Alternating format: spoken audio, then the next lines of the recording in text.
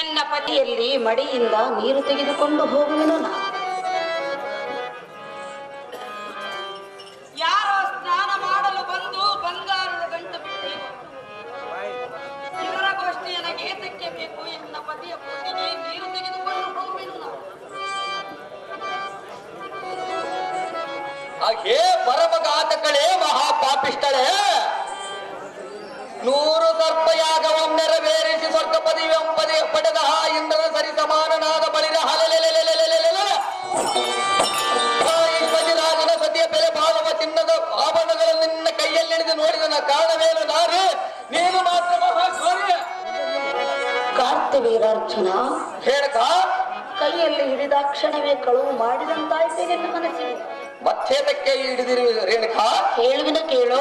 ಅದೇನು ಚೆನ್ನಾಗಿ ಹೇಳು. ಚೋರತನದ ನಿಂದೆ ಹೊರಿಬೇಯ, ಚೋರತನದ ನಿಂದೆ ಹೊರಿಬೇಯ, ಕಾತ್ಯವೀಯ ಈರೇನು, ಕಾತ್ಯವೀಯ ಈರೇನು. ಚೋರತನದ ನಿಂದೆ ಹೊರಿಬೇಯ, ಚೋರತನದ ನಿಂದೆ.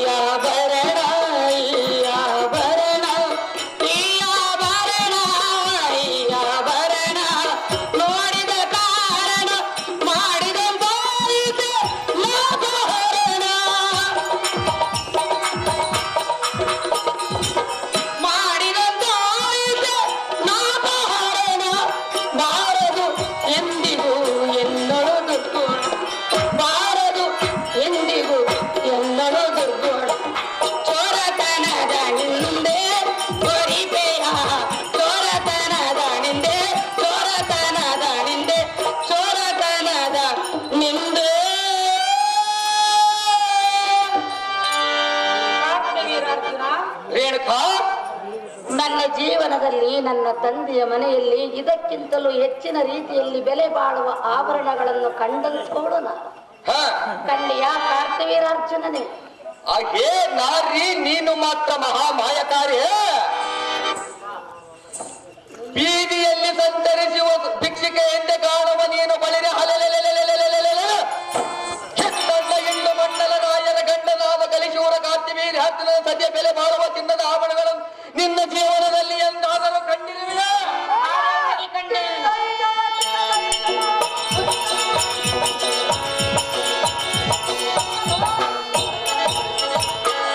ನಿನ್ನ ಮುಖಕ್ಕೆ ಬಿಕ್ಕಿ ಹತ್ತಲೇ ಎನ್ನ ಕೂಡ ವಾದವ ಮಾಡದ ಇಲ್ಲಿಂದ ಹೊರಟು ಹೋಗುವ ಭಿಕ್ಷಿಕೆ ಹಗರ ಬಾಸಿಗೆ.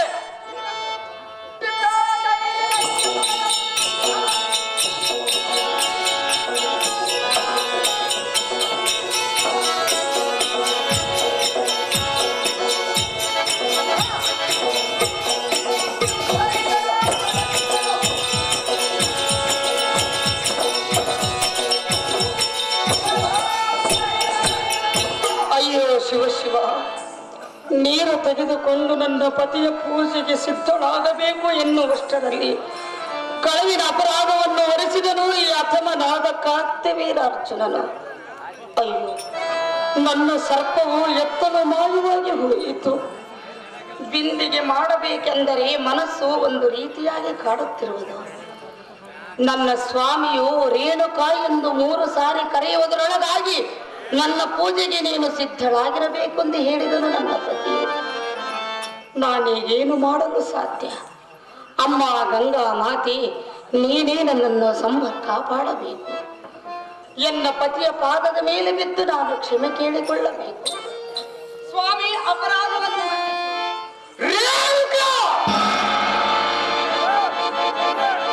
ಪ್ರತಿದಿನವೂ ತರುವ ಮರಳಿನ ಜಲದ ಕೂಡ ಎಲ್ಲಿಗೆ ಹೋಯಿತು? ನಿನ್ನ ಕಾಮದ ಬುದ್ಧಿ ಅರಿಯದು ನೀನಲ್ಲ. ಕಾಲಿಕ್ಕದಿರು ನನ್ನ ಆಶ್ರಮದಲ್ಲಿ. ಸಿರಿ ಸಂಪತ್ತು ಹರಸತ್ವನೆಂದಿಗೂ ಬಯಸುವುದಿಲ್ಲವೆಂದು ಪ್ರಮಾಣ ಮಾಡಿ ಈಗ ನಿನ್ನ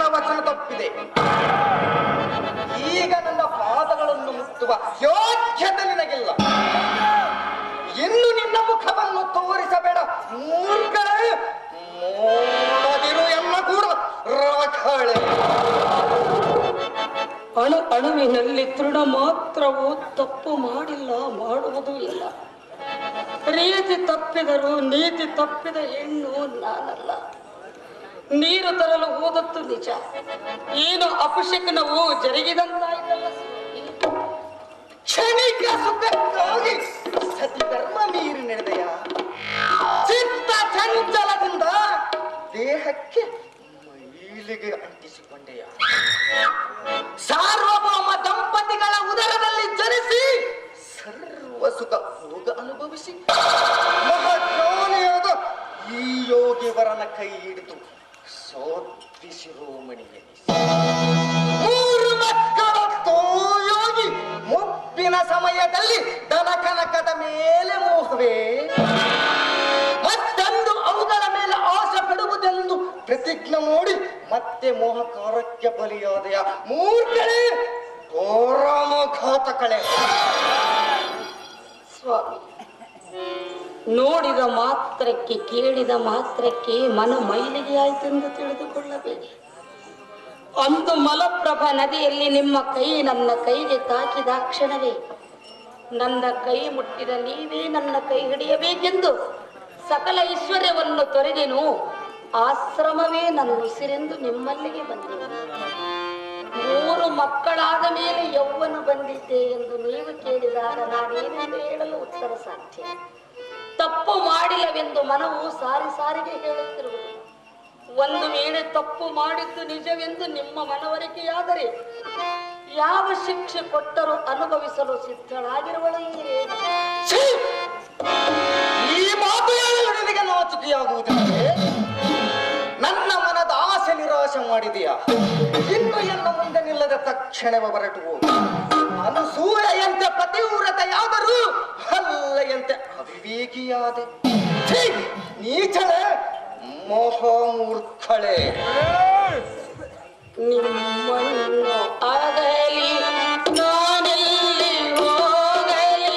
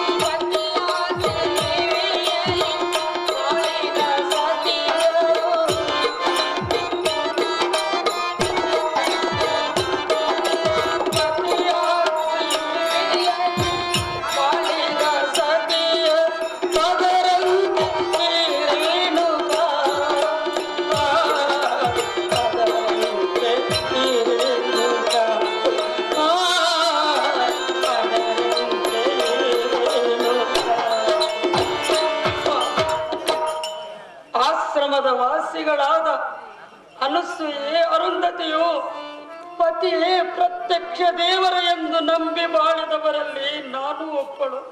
ಪಾದ ಮುಟ್ಟಿ ಪ್ರಮಾಣ ಮಾಡಿದೆ. ಛೀ! ದುರಾತ್ಮರೇ! ಎಲ್ಲ ಪಾದಗಳನ್ನು ಮುಟ್ಟಬೇಡ. ಆ ಯೋಗ್ಯತೆ ನಿನಗಿಲ್ಲ. ಕೈ ಹಿಡಿದ ನಿನ್ನನ್ನು ಮಹತ್ತರವಾದ ಸ್ಥಾನಕ್ಕೆ ಕೊಂಡೊಯ್ಯಬೇಕಿಲ್ಲ. ಆದರೆ ನಿನ್ನ ಅವಿವೇಕವೇ ನಿನ್ನನ್ನು ಕೆಳಮಟ್ಟಕ್ಕೆ ತಂದಿತು. ರೇಣುಕು ನಿನ್ನನ್ನು ಸತಿಯೆಂದು ಮನ್ನಿಸಲಾರ ಈ ಮುನಿಕುಲಕ್ಕೆ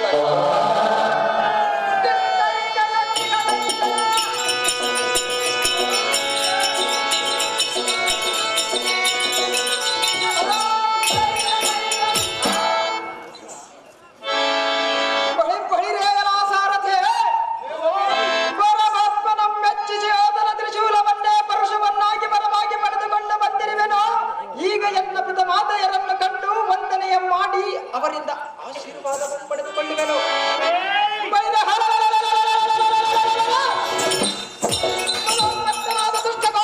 ಅರ್ಜುನನನ್ನು ಸಂಹರಿಸುವೆನು.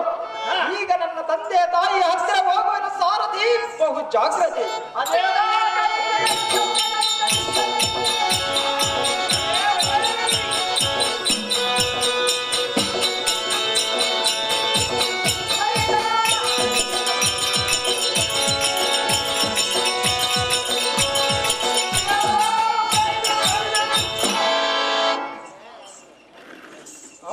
ಮಾತೆ ಪರಮ ಪುನೀತೆ ರೇಣುಕಾ ರಾಜನ ಸುತೆ ಪರಮಾತ್ಮನ ಮೆಚ್ಚಿಸಿ ಆತನ ತ್ರಿಶೂಲವನ್ನೇ ಪರಶುವನ್ನಾಗಿ ಪಡೆದುಕೊಂಡು ಬಂದಿರುವೆನು. ಈ ನಿನ್ನ ಮಗನಾದ ಪರಶುರಾಮನನ್ನು ಆಶೀರ್ವದಿಸು ಜನನಿ. ಐಶ್ವರ್ಯ ಮಸ್ತು ಮೇಲೆ ಕೇಳು ರಾಮ. ಅಮ್ಮ ಮಾತೆ, ಏನದು ನಿನ್ನ ಮನೋವ್ಯಥೆ? ನೀನು ಕಣ್ಣೀರು ಸುರಿಸುತ್ತಿರುವ ಕಾರಣವನ್ನು ತಿಳಿದು ಜನನಿ. ಸೌಖ್ಯ ಪ್ರಧಾಯಿನಿ ರಾಮ. ಅಮ್ಮಯ್ಯ, ನೀನು ಕಣ್ಣೀರಿಡಲು ಕಾರಣ ಏನು? ಯಾವ ತಪ್ಪು ಮಾಡಿದೆ ಅಮ್ಮಯ್ಯ ಎಂದು ಕೇಳುತ್ತಿರುವೆಯ ರಾಮ? ಹೌದು ಮಾತೆ. ಮಗನೇ, ಜನನಿ, ನಿನ್ನ ತಾಯಿ ಯಾವ ತಪ್ಪು ಮಾಡಲು ಸಾಧ್ಯ ರಾಮ? ಅದೇ ವಿಚಾರವಾಗಿ ಹೇಳುತ್ತಿರುವೆನಲ್ಲ ಅಮ್ಮಯ್ಯ. ನಾನಾವ ಅಪರಾಧ ಮಾಡಿದೆನೋ ತಪ್ಪು ಮಾಡಿದೆನೋ ಎನ್ನುವುದು ನನಗೆ ತಿಳಿಯದಾಗಿರುವುದು. ಮತ್ತೆ ದುಃಖಿಸುತ್ತಿರಲು ಕಾರಣವೇನು ಮಾತೆ? ಏನು ತಪ್ಪು ಮಾಡಿದೆ ಎಂದು ನನ್ನನ್ನು ಕೇಳುವುದಕ್ಕಿಂತ ನಾನಾವ ಅಪರಾಧ ಮಾಡಿದೆನೆಂದು ನಿನ್ನ ತಂದೆಯನ್ನು ಕೇಳಿದರೆ ಆತನೇ ನಿನಗೆ ಉತ್ತರ ನೀಡಬಹುದು ರಾಮ. ಅಹೋ ಜನಕ, ರುದ್ರರಂತೆ ನಾವು ಕೋಪವನ್ನು ತಾಳಿದ ಕಾರಣವೇನು? ಜನಕ,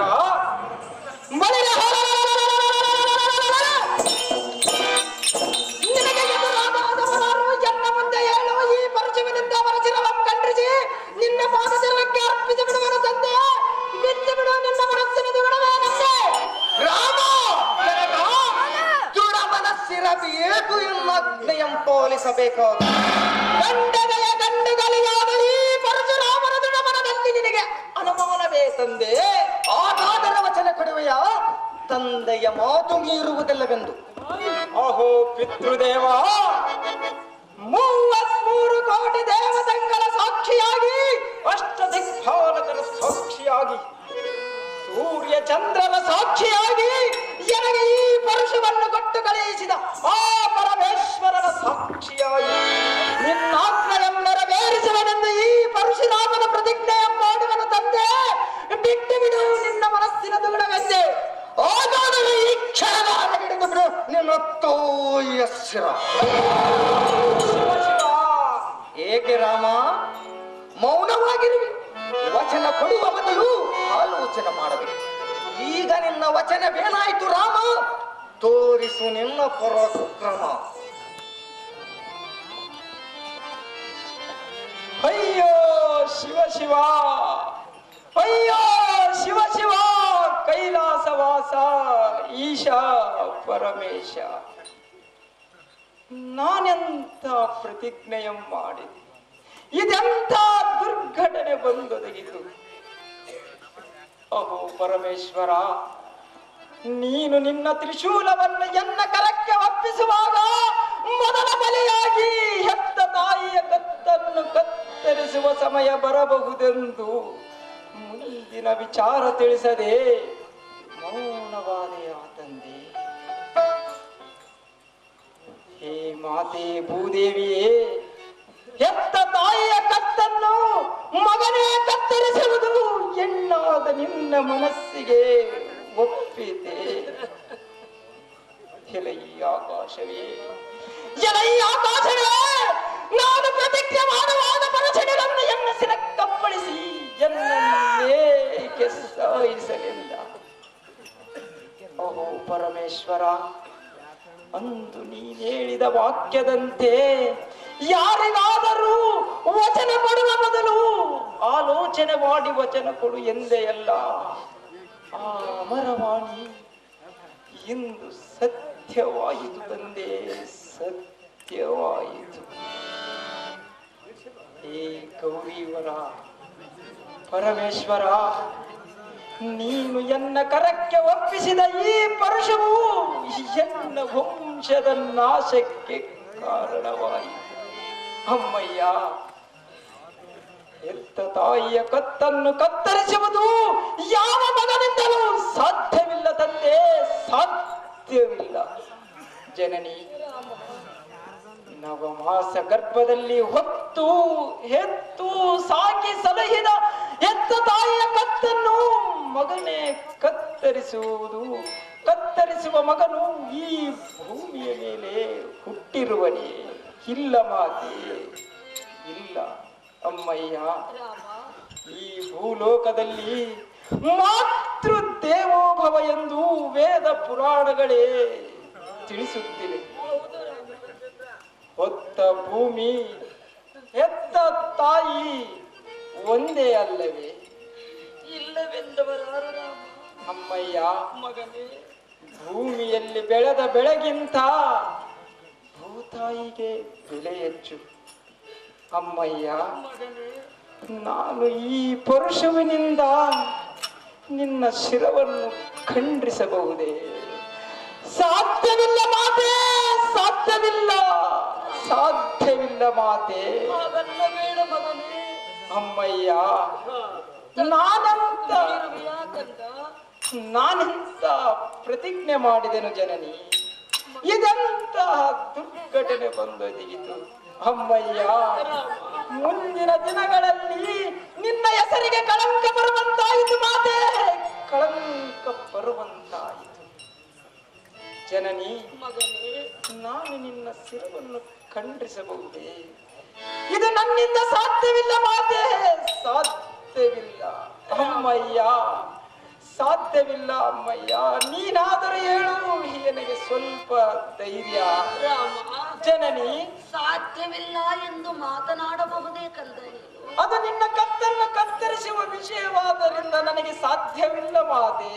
ರಾಮ, ಜನನಿ, ಸಾಧ್ಯವಿಲ್ಲ ಎಂದು ಹೇಳಿದ ನಿನ್ನ ತಮ್ಮಂದಿರು ಈಗ ಬೂದಿ ಪಾಲಾಗಿ ಹೋಗಿರುವರಲ್ಲ ರಾಮ. ಹೌದಲ್ಲ ಮಾತೆ? ಮತ್ತೆ ನಿನ್ನ ಅಣ್ಣಂದಿರನ್ನು ಕಳೆದುಕೊಂಡಂತೆ ನಿನ್ನನ್ನು ಕಳೆದುಕೊಂಡು ಬಾಳುವ ಶಕ್ತಿ ಈ ನಿನ್ನ ತಾಯಿಗಿರುವುದೇ ರಾಮ.